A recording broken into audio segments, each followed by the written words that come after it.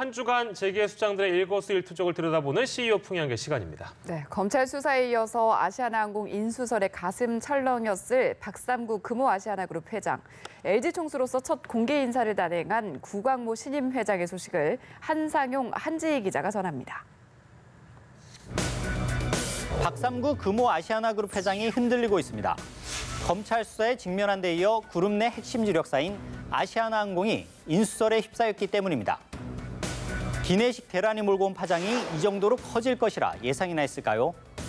서울 남부지검은 시민단체가 박 회장을 배임 혐의로 고발한 사건에 대한 수사에 착수했는데요. 사건을 담당하는 부서는 조양호 한진그룹 회장의 조세 포탈과 횡령, 배임 혐의를 수사 중인 곳입니다. 엎친 데 덮친 격이라는 표현이 맞겠죠. 아시아나 항공 주가가 SK그룹의 인수설에 장중한 때 20% 넘게 치솟는 등 롤러코스터를 탔습니다. 최태원 SK그룹 회장까지 나서 사실 무근이라고 진화에 나서면서 주가는 제자리를 찾았지만 기내식 대란과 오너 리스크 논란에 휩싸인 아시아나항공에 대한 싸늘한 여론이 주가에 반영됐다는 평가입니다. 한 언론 매체가 SK그룹이 아시아나항공 인수를 논의했다고 보도한 게 주가 급등의 원인이 됐습니다. 하지만 실제 인수 여부를 떠나 박삼구 총수 체제에 대한 실망감이 아시아나항공 주가에 영향을 미친 게 아닐까 싶습니다. 굴지의 대기업을 이끌면서도 여태껏 공개적으로 모습을 드러내지 않은 CEO가 있습니다. 지난달 말부터 LG그룹을 이끌고 있는 구광모 신임 회장 얘긴데요. 구 회장은 하지만 막후에서 첫 공개 인사를 단행하며 존재감을 드러냈습니다. LG유플러스를 이끌던 권영수 부회장을 LG그룹 지주회사의 2인자로 불러들인 겁니다. 구광모 체제를 하루빨리 안착시키고 신성장 동력 발굴에 주력하기 위한 그룹 차원의 포석이라는 건데 LG 총수로 등극한 구 회장이 앞으로의 자신의 경영 색깔을 보여줄 신호탄으로 분석됩니다. 권 부회장은 앞으로 구 회장을 최측근에서 보좌하며 사업 포트폴리오 전반을 조언할 것으로 보입니다. 권 부회장은 40년 가까이 LG에 몸을 담그면서 전자와 디스플레이, 화학 유플러스 등 주력 계열사를 두루 거쳐 LG의 리베로로 불리기도 하는데요. 경험과 실적 면에서 능력을 인정받았기 때문이라고 합니다. 부회장은 앞서 LG화학 최고 인사 책임자인 이명관 부사장을 LG 인사팀장으로 낙점했습니다. 앞으로 톱다운 방식의 대규모 인사 회오리가 LG에 불어닥칠지 주목됩니다. 150조 원 상당의 금화와 금괴가 실린 보물선이 있다. 경북 울릉 앞바다에서 발견된 러시아 돈스코이어를 둘러싼 소문 때문에 주식시장에서 뜨겁게 주목받는 인물이 있습니다. 갑자기 유명세를 타긴 했지만 여전히 베일에 쌓여있는 유지범 신일그룹 회장입니다.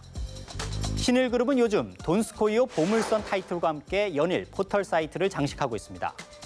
이 배는 6,200톤급 러시아 순양함으로 1905년 러일 전쟁에 참가했다가 일본군 공격을 받고 울릉도 앞바다에서 침몰했다고 전해지는데요. 그런데 수상한 점은 유지범 회장뿐만 아니라 신일그룹의 실체가 모호하다는 겁니다.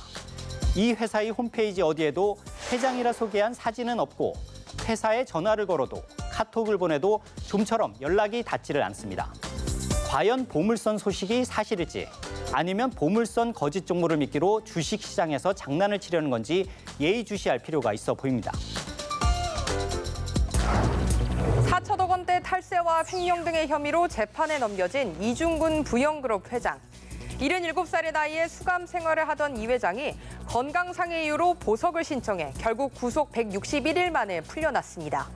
교도소 생활로 고혈압과 당뇨 등 만성질환이 악화했다는 건데 의사 자격증을 보유한 변호사까지 대동해 보석 석방을 호소했습니다. 이 회장은 80살이 넘으면 멀쩡한 사람도 갑자기 죽을 수 있고 구치소에 나보다 나이 많은 사람도 없다는 하소연도 했습니다. 검찰은 이 회장의 석방 전 의심의 눈길을 보냈다고 하네요.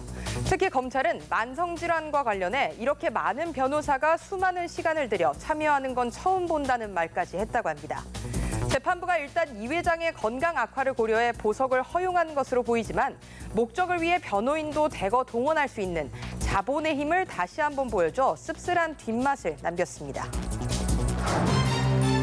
내년도 최저임금 상승으로 중소기업계와 소상공인들이 단단히 화가 났습니다. 충분한 의견 수렴이나 실태조사 없이 최저임금이 결정됐다는 지적도 나옵니다. 마땅히 현실화해야 하고 올라가야 하는 최저임금이지만 현장의 상황을 등한시하는 정책적 시행착오가 더는 되풀이되지 않았으면 좋겠습니다. 이번 주 CEO 풍향계는 여기까지입니다.